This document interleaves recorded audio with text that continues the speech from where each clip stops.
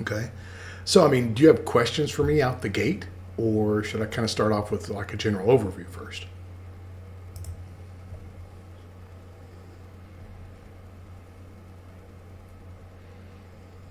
Okay.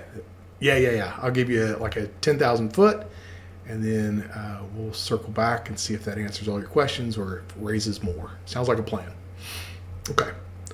So, I mean, I guess first off, I mean, you should know that like we are a medical evidence company only.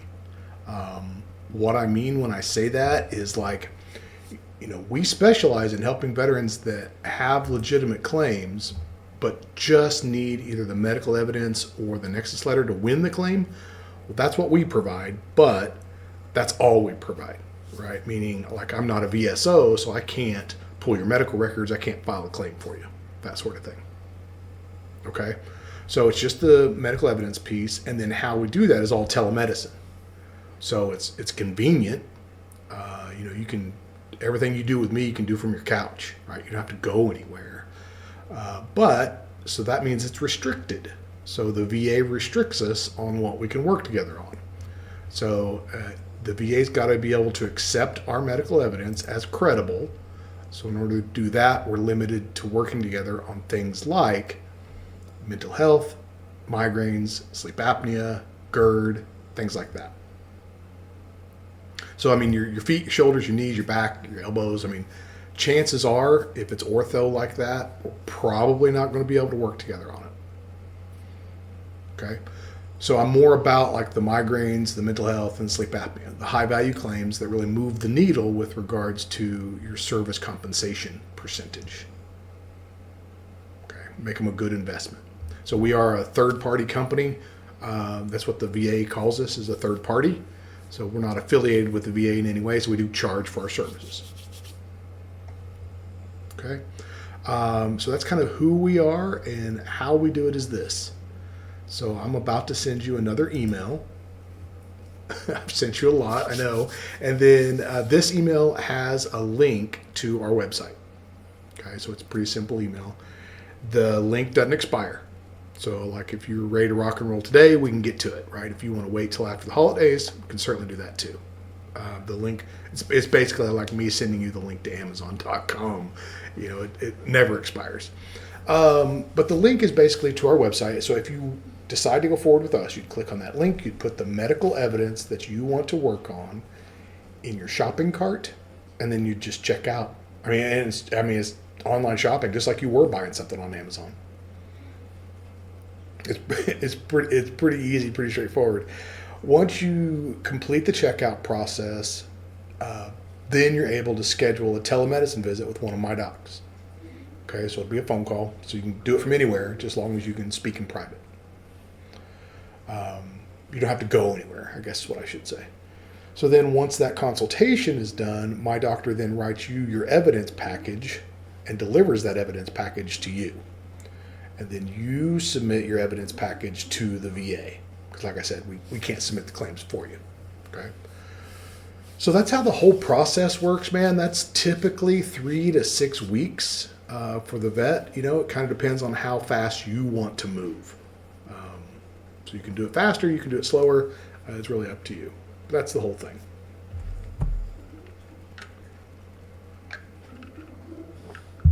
Okay.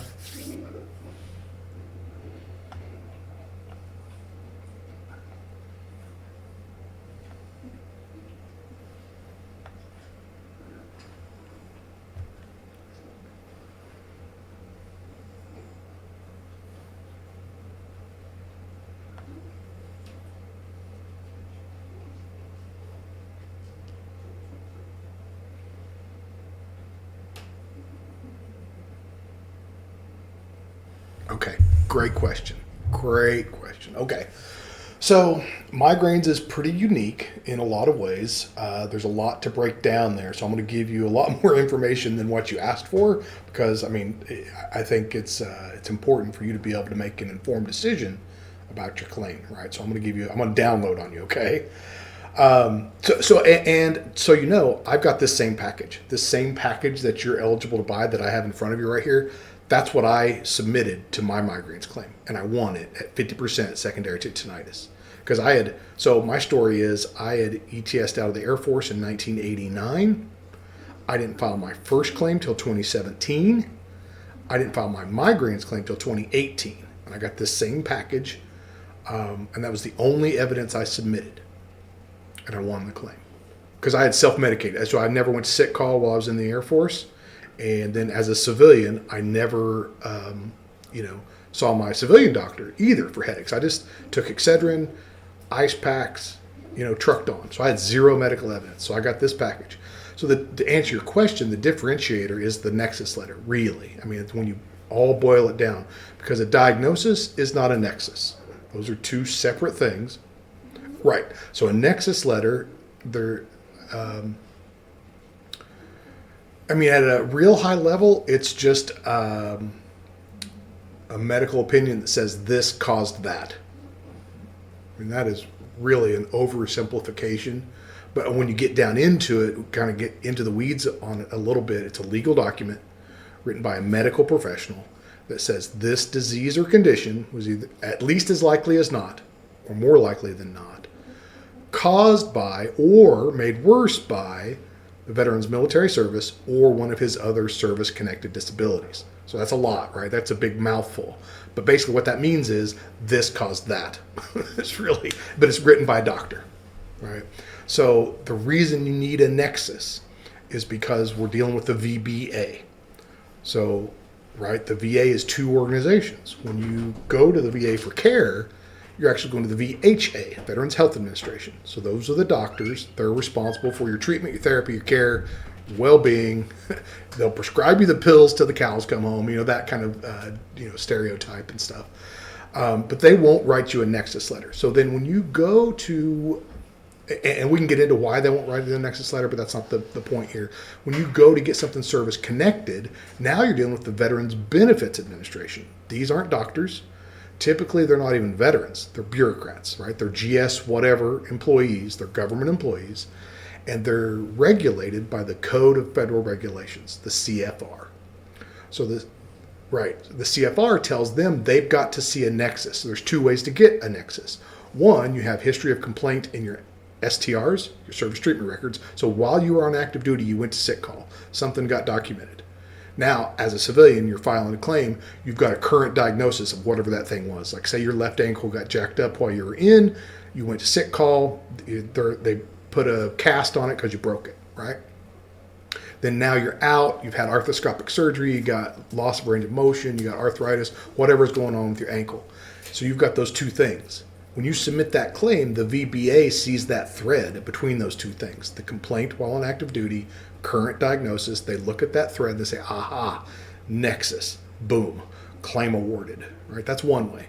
But as veterans, most of us didn't go to sick call, right? You wouldn't go to sick call unless you were bleeding out your ears or the bones sticking out your skin, right? So then what do? So that's when it comes into getting a doctor to write the Nexus letter, which is what I was describing earlier. So that's the two ways to get a Nexus letter. The problem is most civilian doctors don't want anything to do with the VA, right? You come to your civilian doctor and ask them to write you a letter to get something service connected, they throw their hands up because they don't want, they have a hard enough time keeping the lights on, right? Keeping their staff busy, seeing their patients, right? They don't want to deal with the bureaucracy that is the VA.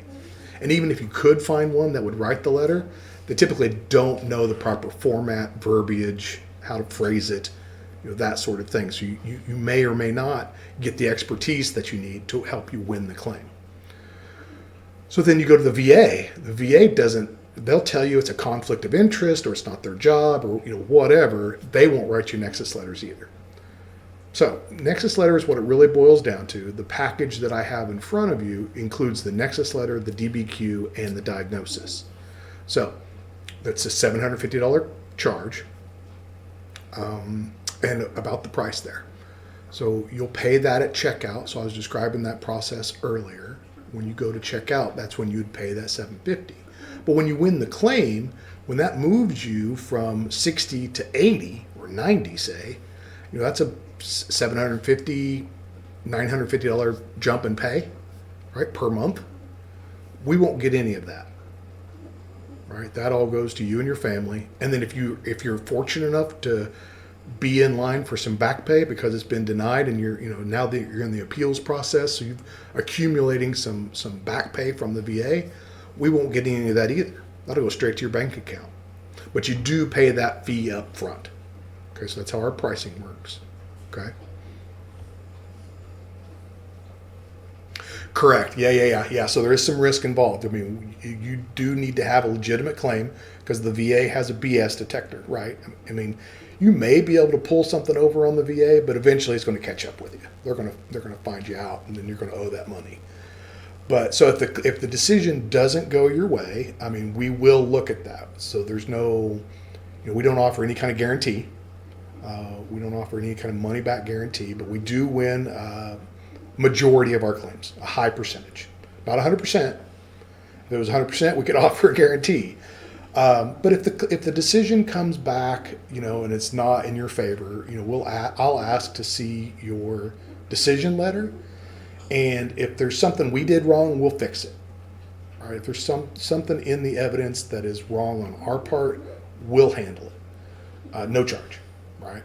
If it's something and where most of this, anything that we work on that doesn't go the veteran's way, typically it's the VA's fault. They're not following the CFR.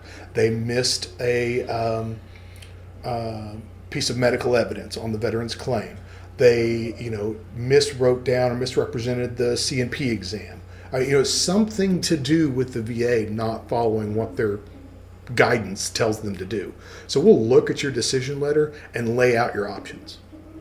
We'll give you option 1, 2, or 3.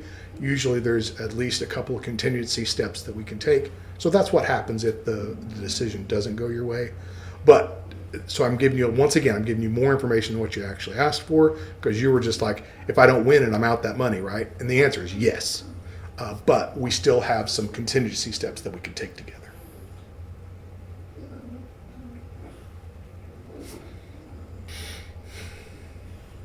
Right.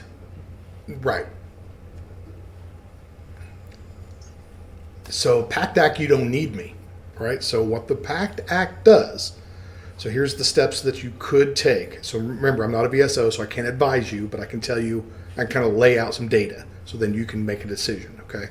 So what the PACT Act does is an act of Congress that liberalizes Nexus.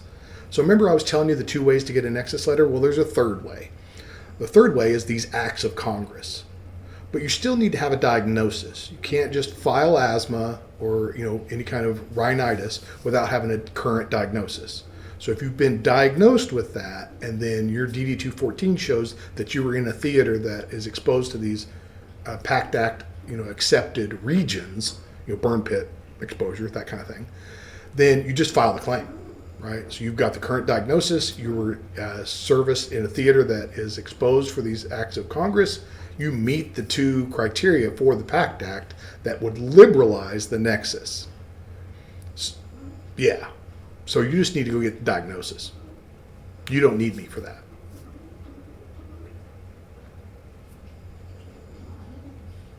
Mm-hmm. Yeah. What do you diagnose you with? Okay. So did you have any kind of waiver or rider before you went in for any kind of breathing conditions? Okay. Then you're good, man. Yeah. So is your service reflected accurately in your records as far as where you served and when? DD-214. Okay. Mm-hmm. Yep. Okay, then you're good. Yeah, you meet the 2 criteria that the PACT Act is designed to help. You've got the diagnosis, you served in those areas, so that's the 2, pieces that you needed to be able to, utilize the PACT Act. So you don't need me. Okay. No, you're good, man. Yeah, absolutely. Yeah.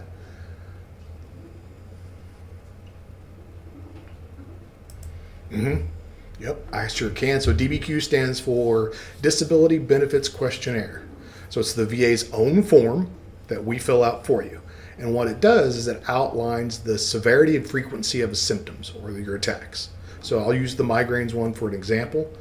So the DBQs generated by the VA when you go to a C&P exam. Okay, so that's the form that they output. That's the form that their doctors fill out that gives you that rating, 10, the 30, or the 50%, right? So what we do is we're outlining the severity and frequency of your headaches. And if you've got, frequent disabling headaches, that's a 50% rating. So we'll, reflect that in the DBQ. So that way, if you get a less than favorable rating, say you win migraines, but it's at 0%, but you've got a DBQ here that says you are entitled to 50%. Well, that's the VA not really following through. So then they've got, we've got some contingency steps that we can take. So it helps lend weight to your claim. That's what it does.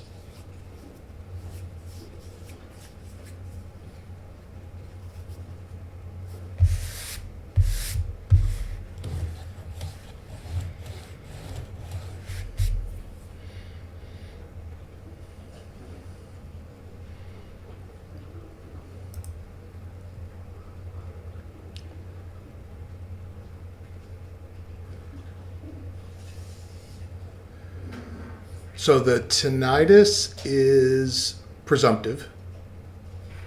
So typically, if they go by your MOS.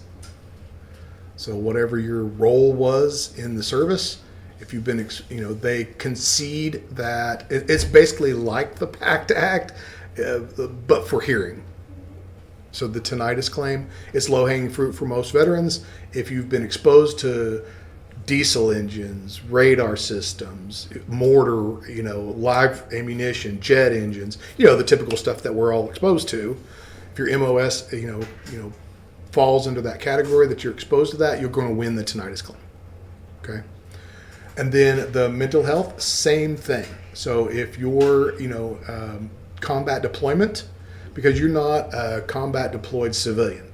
Right, so if your PTSD was originated from a combat deployment, then they're going to award that mental health on a presumptive basis, meaning there was no other way that you could have had combat deployment and suffered from PTSD because as a civilian, so they're going to presume it and they're going to award it. So, yes, they probably gave you a Nexus presumptively for both of those.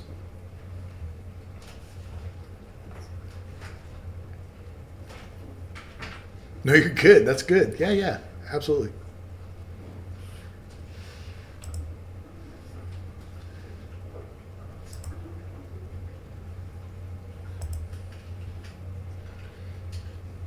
Mm-hmm. Right.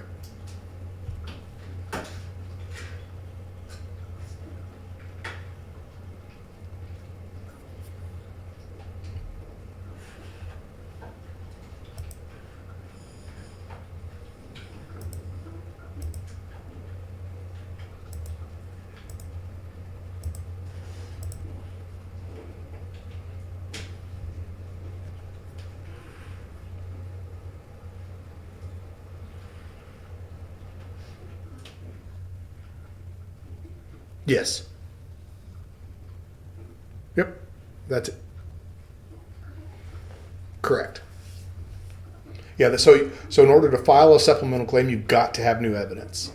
You can't file a supplemental claim without new evidence. So this would satisfy that requirement. Absolutely. It would move you into a good position to win the claim, for sure.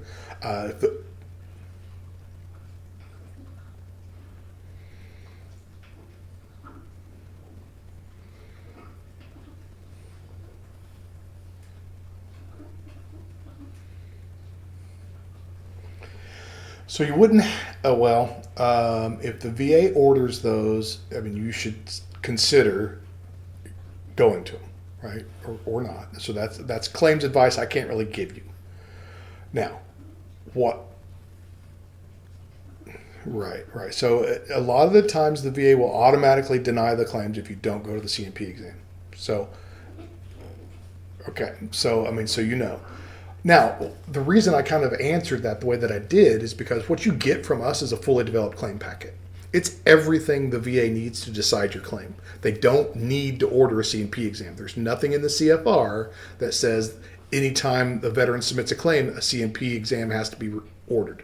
Right? There's nothing in there that says that. If they don't feel that you don't have enough evidence to support the claim, then they should order a C&P exam. But we give them everything they need to decide the claim. So, it's just bureaucrats being bureaucratic when they order the C&P exam. So that's why I answered it the way that I did. But you've already seen what they do, right? I mean, if they order a C&P exam, it's probably in your best interest to go, because otherwise they're just, by rote, almost automatically, they're going to deny the claim. So, right. So, once again, I can't advise you on that, but I mean, that's what we see typically day in and day out, right? Okay.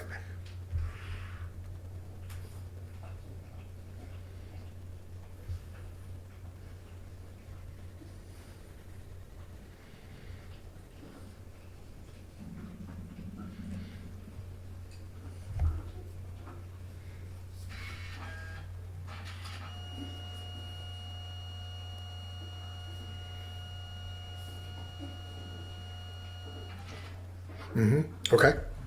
Great question. Yep. The CFR covers this, actually. There's a term called equipoise. So this is a great question, Mason. Glad you asked. So there's a concept called equipoise, which to explain it, I usually use the baseball term of tie goes to the runner. Have you ever heard that one? Okay. So when there's...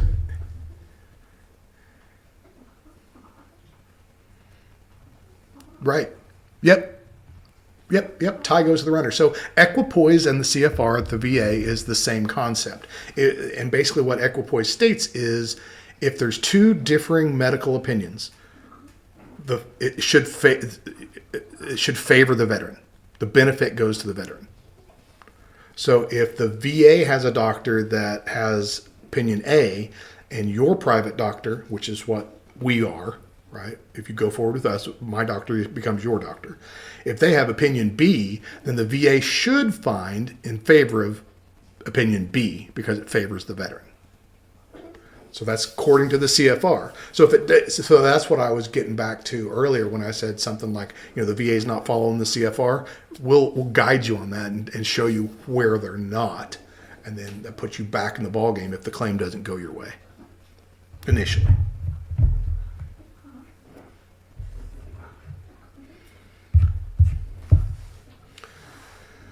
Oh, I mean, that's a large percentage. I mean, I wouldn't say it was the majority, but it does happen often.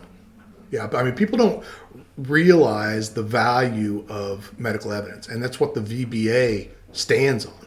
I mean, the VBA, it's table stakes to have credible medical evidence before you win a claim. So, I mean, and we hit on the gap that most veterans have. We hit on that earlier in the call, right? Where we just didn't go to sick call.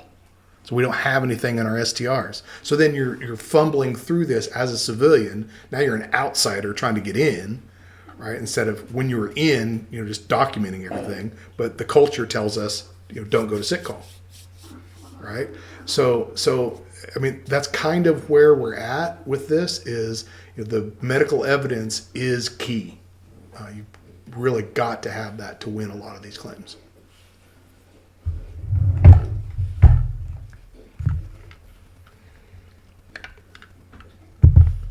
So sleep apnea, you've got to have a sleep study done. You've got to be diagnosed with sleep apnea before we can write you the Nexus letter. So you bring us the medical evidence for that, we write you the Nexus letter that you need to win the claim. Migraines, we can diagnose you with that telemedicine. We can write you the DBQ, we can write you the Nexus letter all in one appointment.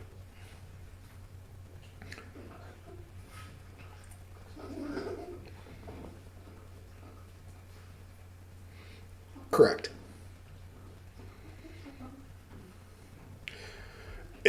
So, you're never going to be in the same room as my doctor.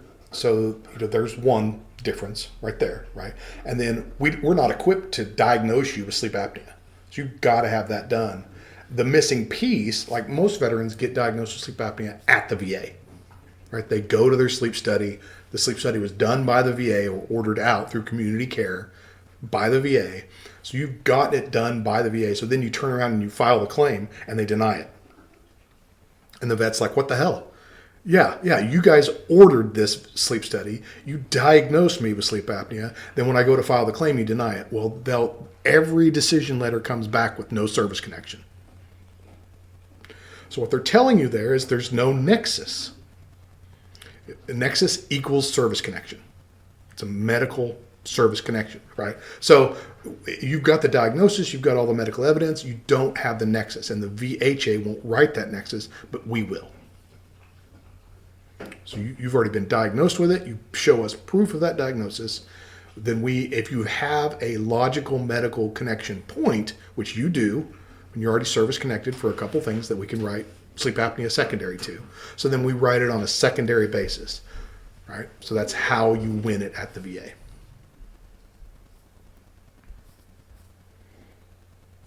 Mm-hmm.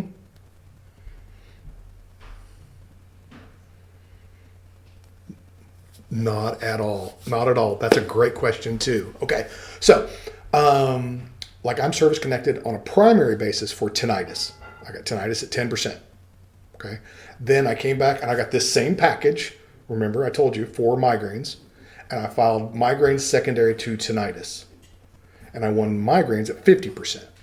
So the disability or condition pays out on the scale based on your symptoms according to the CFR. Primary and secondary only comes in as the service connection point. So primary is things you blame directly on your service. So these are things that are typically in your STRs, or there's a presumptive condition, and the VBA specifically, can connect it on a primary basis. So that's things like your feet, your knees, your ankles, your back, your shoulders, tinnitus, mental health. Those are all primary service connections. Okay, so those are primaries. Secondaries are things you blame on the primaries. So while primaries are blamed on your service, secondaries are blamed on the primaries. So I wouldn't have migraines if I didn't have tinnitus. So I had to win the tinnitus first before I could file the migraines. So then the migraines are secondary to tinnitus. Has no basis on the service connection percentage. It's just the medical nexus point. That's all it is.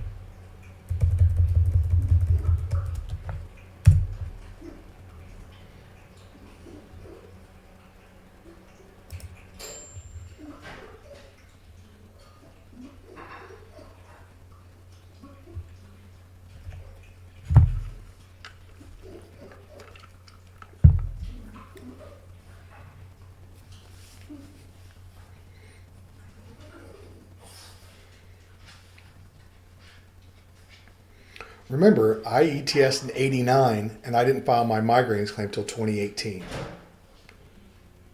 So time and time gap there has no bearing, has no basis. It's the story, right? There's 3 things that go into this. One, you've got to have a diagnosis, right? That's table stakes. That's first and foremost. Second, does the connection make medical, logical sense? Is it accepted by the VA? Is it proven through studies, through research, through accepted medical practice, right? Does it meet that bar? So it's accepted that migraines are caused by tinnitus. I mean, when that ring in your ears gets so annoying and painful and distracting that it causes your neck to bunch up and you can't focus, and all these kind of things that are intermediate steps that lead to migraines, right? So is that established and well known and accepted by the VA? That's step 2. Okay. So if you got that and you can tell that story to the VA when you go to your C&P exam, you're going to win that claim if you have the third part. The third part is that medical statement, the nexus statement, that says this was caused by that. So, you go get that third piece. If you've got that second piece and that first piece already on lock, then that third piece is the key that unlocks it for you. So then you've got all 3 pieces, you win the claim. So it does cascade down from what the VA accepts. And the VA accepts what's in the CFR, and the CFR is based off of obviously legal laws and things of that nature, but also what's commonly accepted medical practice, what's logically medical, those sorts of considerations. So once you have those first two and then you get the third, you win the claim.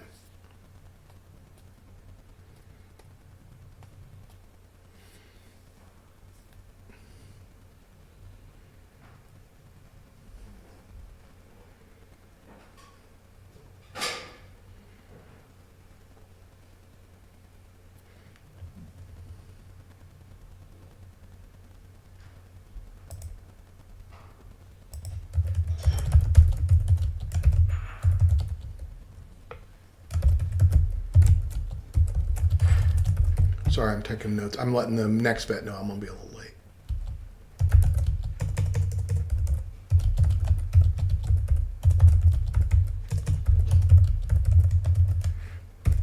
Okay. So the biggest reason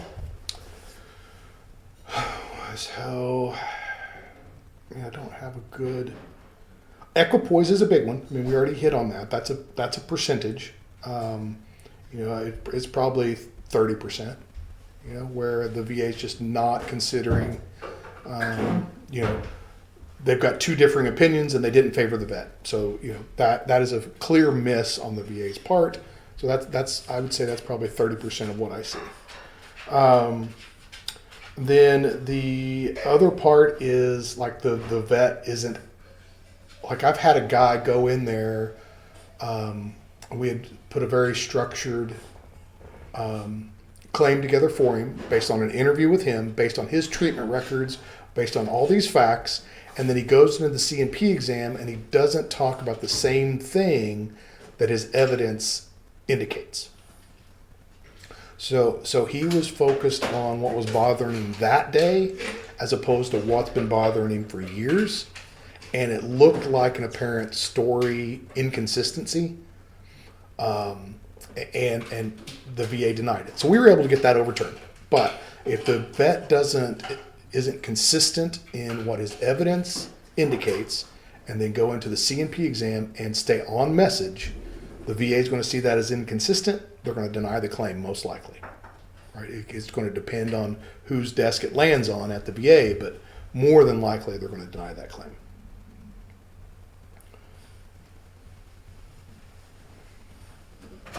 Nope. That's illegal. Correct. Yeah, claim coaching is illegal. So, we won't do that. The advantage of going through this process with us is you do get to talk about your symptoms with a medical professional with the goal of being a service connection. So while we don't coach you, you do get practice, kind of using your language, understanding what your goal is, but talking about your symptoms in a way that the VBA will easily recognize.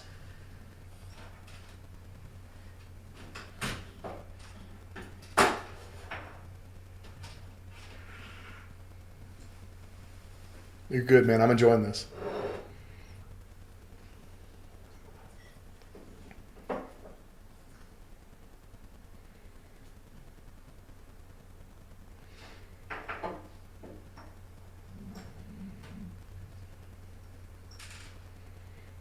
Mm-hmm.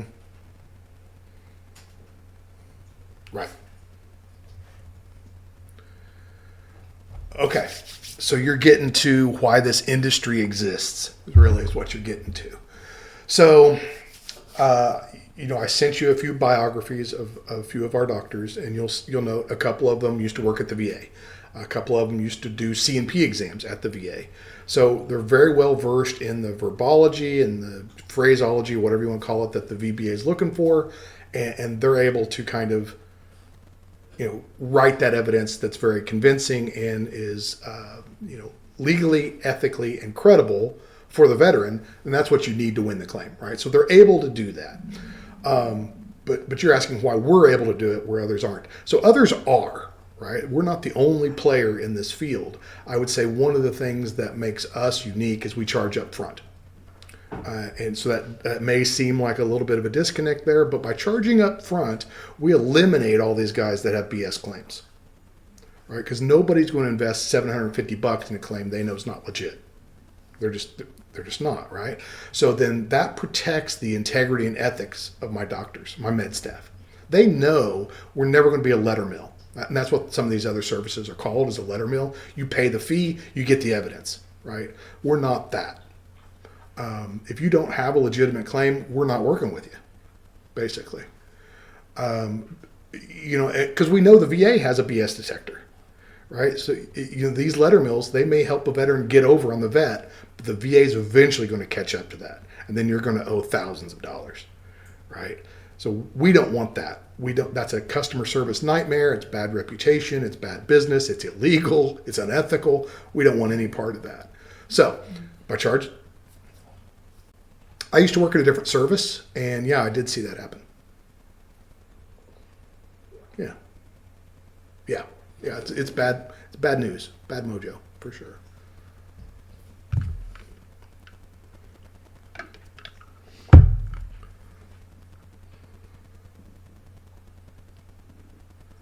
Yeah, it is crazy. So by charging up front, we eliminate those guys, and then so knowing that we're protected, knowing that we're only working on legitimate claims, that helps. You've got to bring a legitimate claim, and you've got to pay up front, so that protects my staff. And then, there's no barrier to any doctor writing you a Nexus letter. They just don't want to. So the VHA, there's actually no law that says the doctors at the VHA can't write a Nexus letter. But that's their culture. Okay? And then there's no law that says a civilian doctor can't, write a Nexus letter for benefit of a veteran for a service connection disability claim. Right? There's nothing that prohibits that. But they've got lights to keep on. They've got patient load to go see every day. They've got, staff to direct and hire and give performance reviews for and provide metrics. They're going to make sure that the contractor that comes in to clean the office every night is paid. They've got all these other things. They're running a business, right? And a lot of doctors have been in business and they've got their processes down. Right? It's efficient. They know what their profit margin is going to be. They know what their patient load is going to be. They know what their bills are. They know what their insurance costs are. You introduce the VA into that, they're throwing their hands up, right? They're like, nope, that's outside of my wheelhouse. I don't want to mess with the VA. It's bureaucracy. It's just a mess. I don't want anything to do with it. Sorry, I'd like to help you, but I can't, right? So that's a typical doctor's response when you ask them to write a Nexus letter. There's nothing that says they can't. They don't want to. Yeah. So there is a possibility if a claim goes to the Board of Veterans Appeals. This is a legal system. There's judges involved. There's attorneys involved. And if the doctor that writes the evidence, is called to testify, there's a chance that could happen. So, our doctors are aware of that. It's very rare. It is so rare. It's usually all handled via lawyers and judges. Right? The medical staff hardly ever gets involved. But it's not a zero chance, right? There is a chance. So most doctors don't even want to take that chance. Right.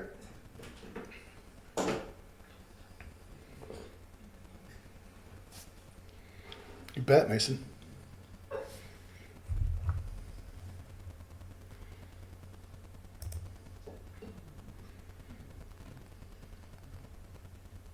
Yeah, man.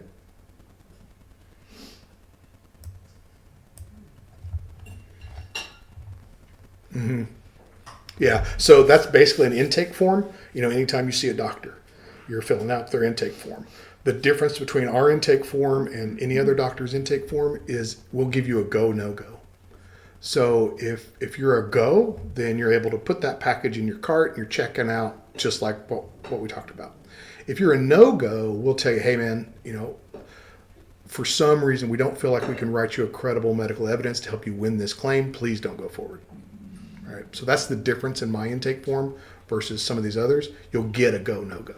So if you decide to go forward with us for that claim, then fill that out first. So you're clear. I don't see any issues, but it just gives you that extra level of assurance. And then once you filled that out, then you're able to pay and start the actual process.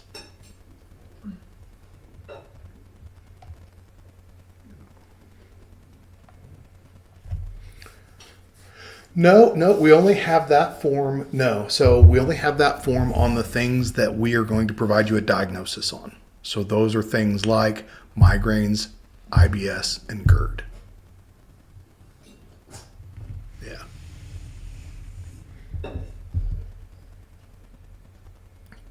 Correct. So sleep apnea, you've already got a diagnosis. We don't need that pre-screening form. We just need you to show us a copy of the sleep study, and then you're good to go. Okay. You bet, Mason. No, I've really enjoyed our conversation, man. You've asked great questions. It's given me a chance to really kind of sink my teeth into that instead of just here's the process, here's the cost. Thanks. Have a good day.